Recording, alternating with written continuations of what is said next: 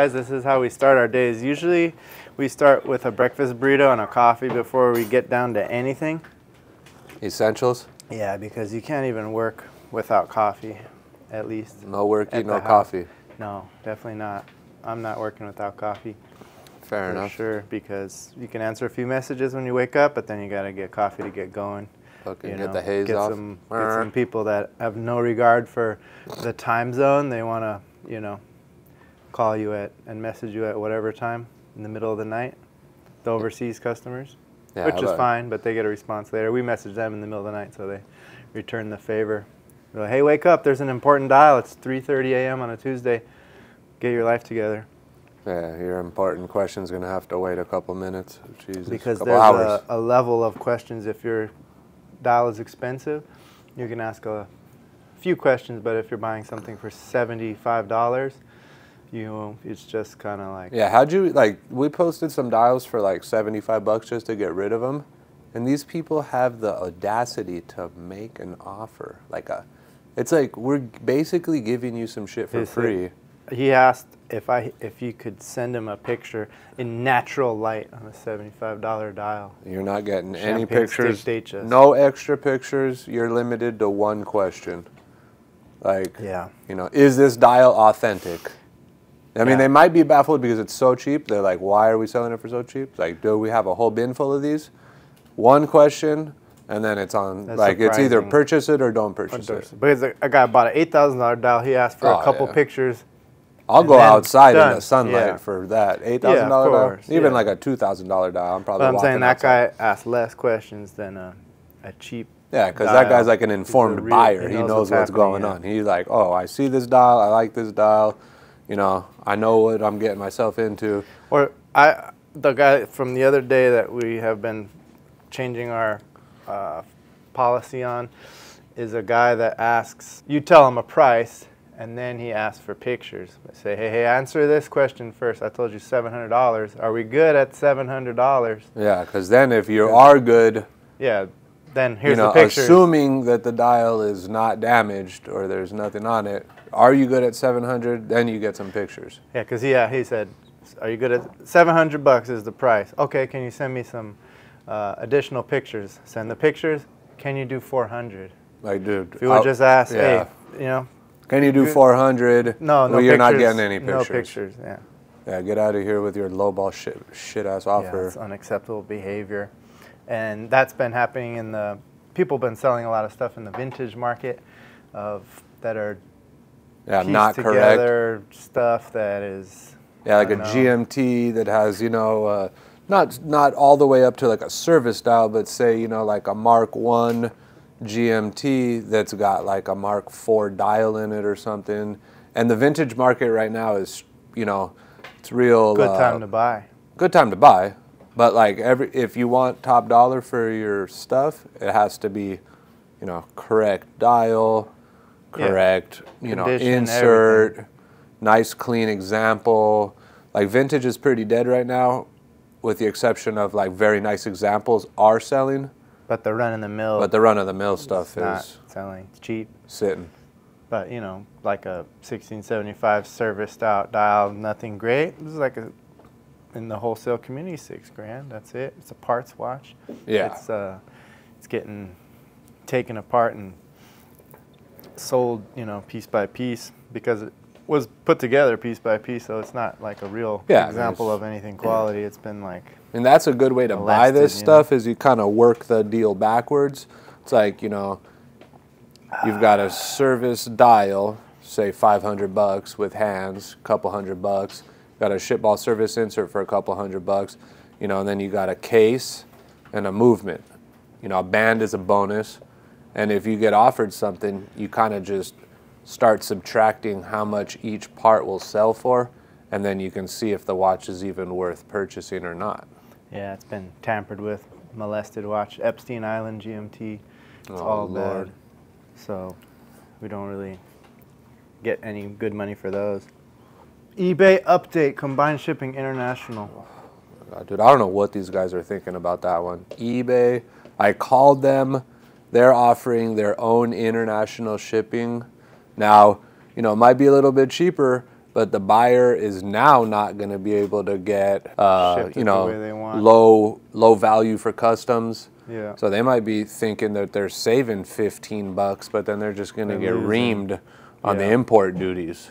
Yeah. And, you know, I don't know why eBay's doing this. It's like, let us send a combined shipping. We almost lost a sale this week. Because the guy is shipping per item, and he bought per item 2 items, but then you have to refund it instead of just you have to tell them, it. well, if you just pay for the 2 shippings, we'll refund you for 1. And some people are like confused and don't know what's going on. There's a language barrier also. Some of those guys are like, what is happening? Why are you charging me, you know, 2 shippings, you're shipping the same thing. Yeah, in the same package. Kind of a weird update for them. They've never done that before. It's definitely new. Not quite sure who it benefits.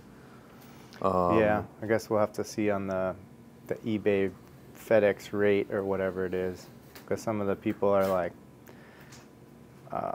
I don't know, they want it shipped a certain way or they this and that, but it's just easy. You shipped it, we declare it as what you paid, and you figure it out.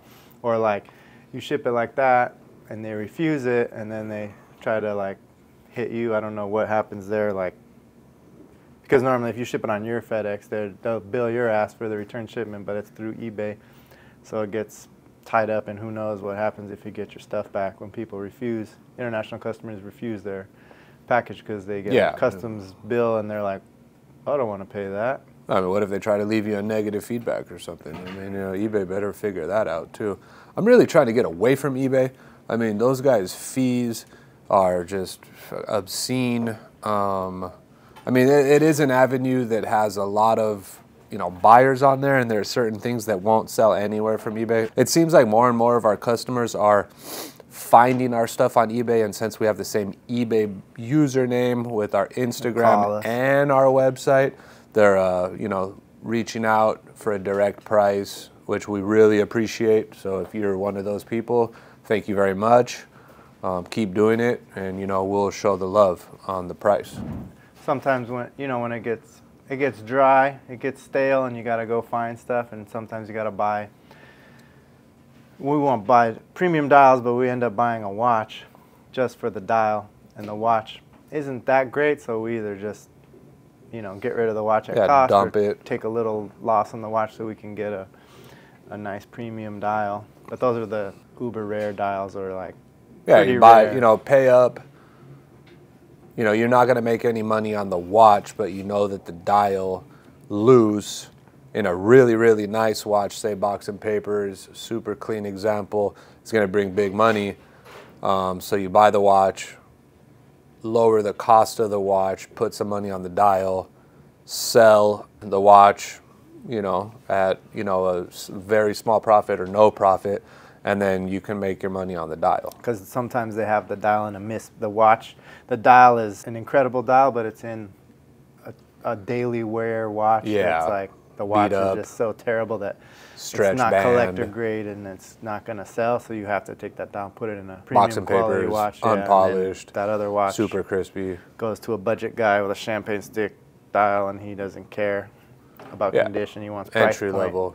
Because you can't have price point with a premium dial, I think is backwards, but a lot of those dials sell the watch. I mean, we have been, since the market is kind of slow right now, trying to get out of some watches that were a little bit upside down, and we've been putting a little bit more of a premium dial in overpriced watches to try to get rid of the watch, because there's no other avenue to get rid of it and, you know, get the money back.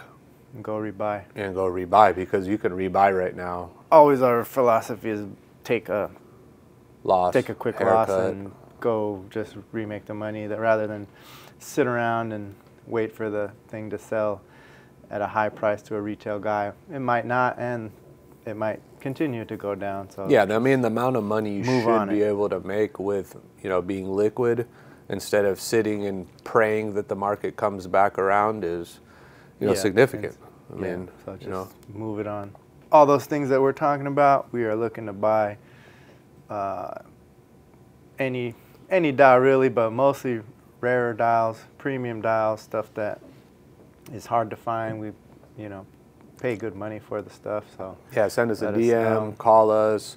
email. We're always looking to buy, even if you know of a watchmaker and you don't feel comfortable approaching them to make an offer. We're obviously, we pay finder's fees. If you know of parts, we are not hesitant to hop on a flight and come see what you found. Obviously, if it's worth everybody's time, send some pictures. We all have, good phones now with capable cameras to get, see the condition of stuff. And, if it's worth it, we'll come out there. We'll be there quick. Even we'll Rooney will sit in the economy plus 6'5", knees in your back, and get there. Get out there,